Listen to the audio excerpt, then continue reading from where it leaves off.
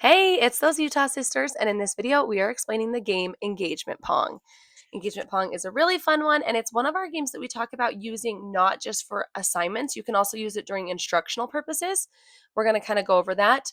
Materials you're going to need before you start. You need a table at the front of the class. I just use one of those like lifetime fold-out tables, if you know what I'm talking about. You need 20 solo brand cups or something similar to those. We recommend 10 of one color and 10 of a different color. You're going to need some water. And then you need one or more ping pong balls. And then again, the worksheet is optional because you can play this during instruction or you can play this as a game, like with an assignment. And we'll kind of explain both versions. So to start, you're going to divide your class into 2 teams. It could be more teams if you want, but 2 is the easiest to keep track of. On a table at the front of the class, set up 10 cups on each end of the table. They should be in a triangle format, similar to when you play pool, 1 cup in front, 2, then 3, then 4. So an example is this picture right here. This red set would be at one end of the table, and then this blue set would be at the other end of the table. So they're on opposite ends of each other. And then one team would be the red team, one team would be the blue team. Um, okay, so also very important to know, you need to put a little bit of water at the bottom of each cup so they don't continually fall over before you play.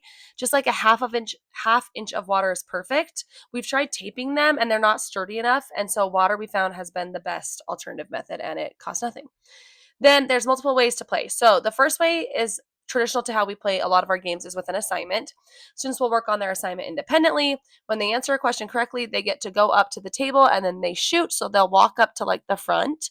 They go across from their team's color. So if I'm on the red team, I stand opposite of the red cups. And you try to take a ping pong ball by either bouncing it or shooting it. And you want it to land in one of the red cups. If it lands in the red cup, that cup is then removed for their team. If they miss, nothing happens. They just go sit back down and they continue working.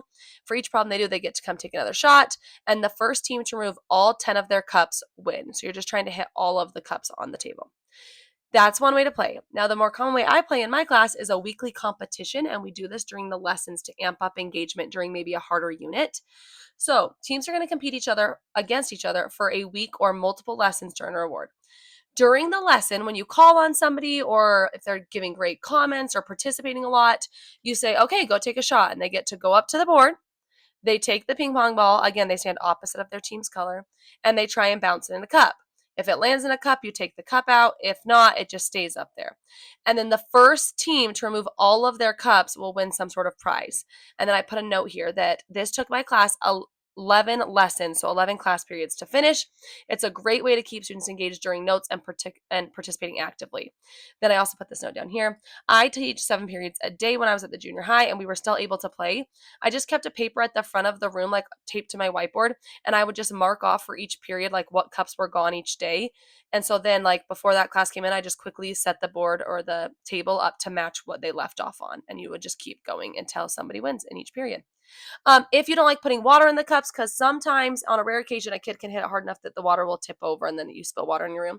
You can also use beans. If you know, like the little beans that you use for bingo in elementary, you can also use those in the bottoms of all the cups and it works. You just need something to keep the cups down. So again, that's engagement pong. If you give it a try in your classroom, be sure to tag us at those Utah sisters.